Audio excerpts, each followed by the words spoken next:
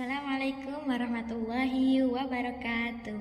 Halo adik-adik, apa kabar? Semoga semuanya baik ya. Baiklah, di sini kakak akan menjelaskan materi tentang mengelola stres pada masa remaja awal. Nah, sebelum kakak menjelaskan tentang materi mengelola stres pada masa remaja awal, di sini kakak ingin memperkenalkan diri kakak terlebih dahulu.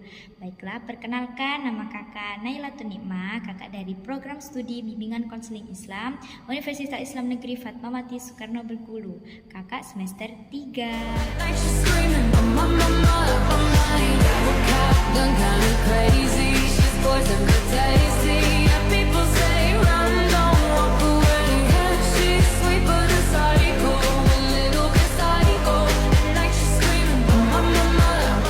Baiklah adik-adik, sebelum kita membahas lebih lanjut terkait materi kita, yaitu mengelola stres pada masa remaja, alangkah baiknya jika kita mengetahui terlebih dahulu apa itu stres. Nah, stres adalah kondisi respon tubuh atau pikiran terhadap suatu tekanan yang dirasakan dari lingkungan, situasi, atau pikiran tertentu. Nah, stres muncul ketika kita merasa tidak mampu atau tidak sanggup dalam mengatasi tekanan tersebut, mulai dari tekanan fisik, emosional, lingkungan, dan lain sebagainya. Nah, stres sendiri terbagi menjadi dua. Yang pertama yaitu stres akut dan yang kedua stres berkelanjutan. Nah, adik-adik ada yang tahu nggak nih apa itu stres akut dan stres berkelanjutan?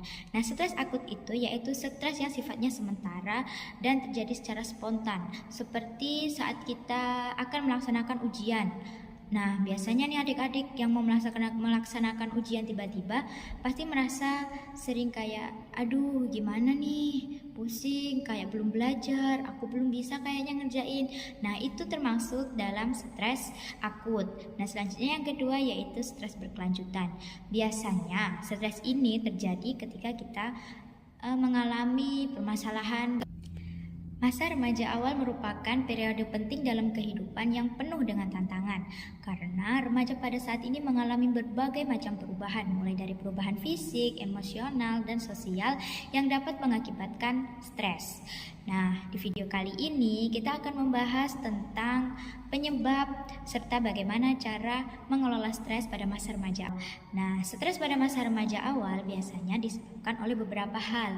Di sini kakak akan menyampaikan, yaitu yang pertama, stres disebabkan karena adanya perubahan fisik. Nah, yang kedua disebabkan karena tekanan akademik. Dan yang ketiga disebabkan karena adanya konflik sosial. Nah, penyebab stres yang pertama yaitu perubahan fisik. Nah, pada masa remaja awal, banyak sekali perubahan fisik yang dialami oleh adik-adik semua nih.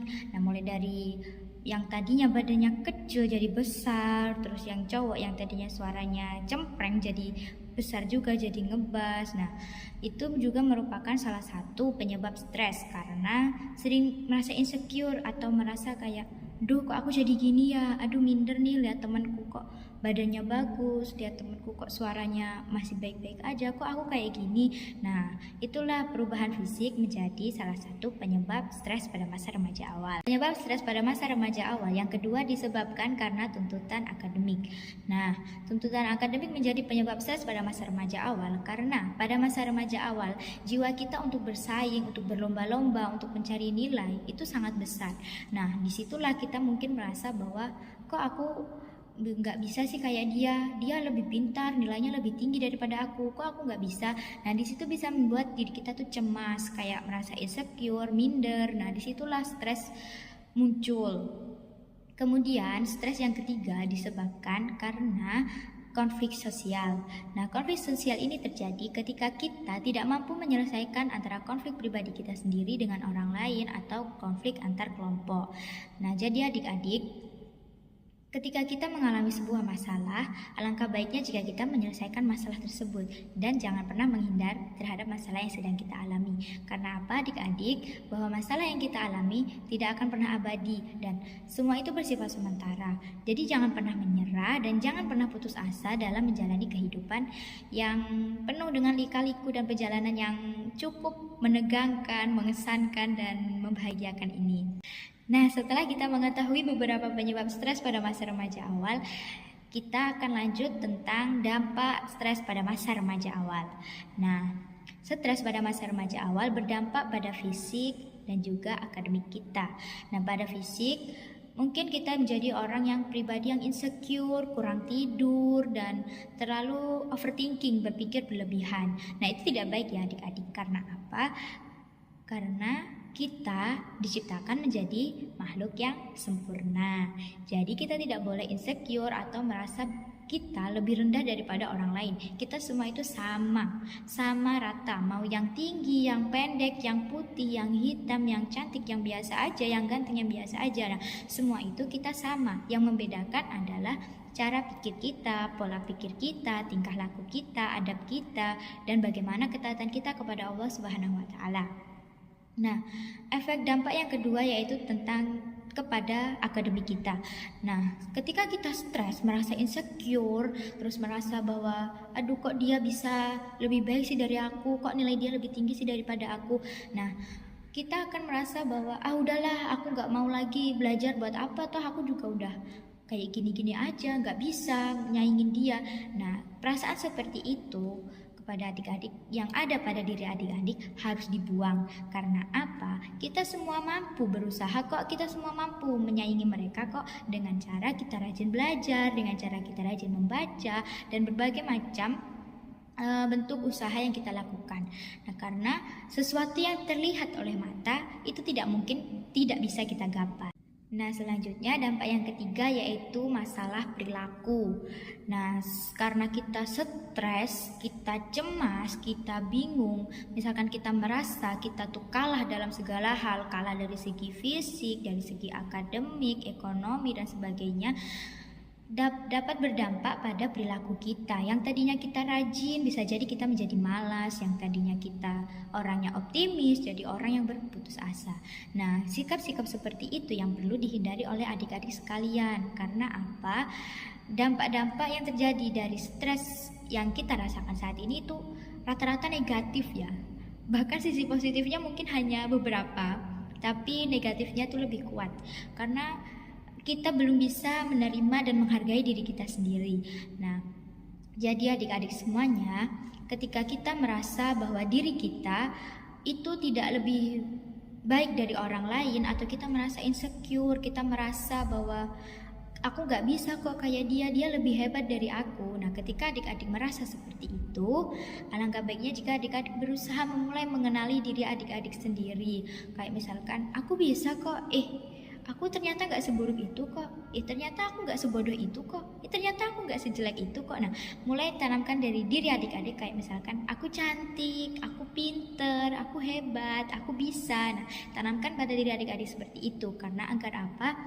Agar perilaku dan tingkah laku kita tidak berubah adik-adik, agar tingkah laku dan perilaku kita itu seimbang, tidak ada perubahan.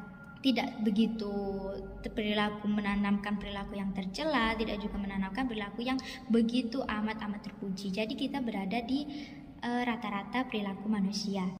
Baiklah adik-adik, pembahasan kita yang selanjutnya yaitu tentang bagaimana cara kita mengelola atau strategi mengatasi stres pada masa remaja awal.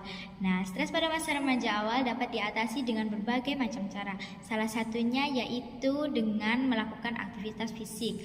Nah, aktivitas fisik di luar dapat dilakukan dengan seperti olahraga, yoga, atau hanya sekedar rekreasi bermain di luar rumah atau ruangan.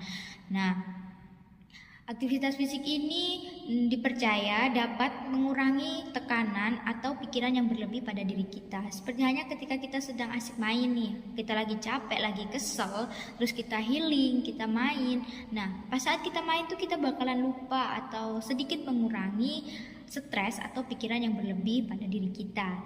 Nah, selanjutnya yang kedua yaitu dengan relaksasi. Nah, relaksasi ini seperti melakukan meditasi atau berbagai macam lagi. Selanjutnya yang ketiga yaitu mencari dukungan dari orang lain.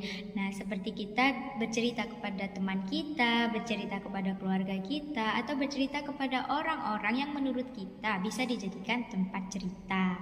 Nah, dengan kita bercerita kepada orang lain, berbagi cerita tentang kehidupan yang sedang kita jalani saat ini, terus penyebab-penyebab stres yang kita alami. Nah, mungkin dari situ kita dapat mengurangi tekanan atau pikiran yang berlebih pada diri kita. Dan yang paling penting, strategi atau cara kita mengelola dan mengatasi stres pada masa remaja awal yaitu dengan mensupport diri kita sendiri, yaitu dengan terus merasa bahwa kita itu sama dengan orang lain. Kita bisa seperti mereka yang menurut kita di atas kita, dan kita bisa mampu menggapai apa yang kita cita-citakan. Jadi adik-adik, jangan pernah merasa bahwa kita lebih buruk dari orang lain, dan jangan pernah merasa bahwa diri kita itu lebih rendah daripada orang lain. Kita mampu mengejar mereka yang di atas kita dengan usaha kita. Bahkan kita bisa lebih melampaui dari mereka karena usaha kita. Jadi jangan pernah mencoba untuk berhenti, dan jangan pernah berhenti untuk mencoba. Kesimpulan yang dapat kita ambil dari materi kali ini adalah terkait bahwasannya remaja merupakan periode yang penuh dengan tantangan, karena pada masa remaja, terutama remaja awal, terjadi banyak sekali perubahan, mulai dari perubahan fisik, sosial, dan emosional yang dapat memicu terjadinya stres. Nah, stres itu sendiri muncul ketika kita tidak mampu mengatasi tekanan yang terjadi pada diri kita, tekanan yang terjadi dari fisik, dari emosi, dan dari lingkungan sekitar kita. Baiklah adik-adik, mungkin sekian pemaparan materi yang dapat kakak sampaikan. Dan yang perlu adik-adik ingat, jangan pernah menyerah terhadap apa yang adik-adik alami saat ini. Karena menyerah mungkin merupakan suatu hal yang mudah, tapi efek dari menyerah itulah yang membuat hidup kita jadi susah.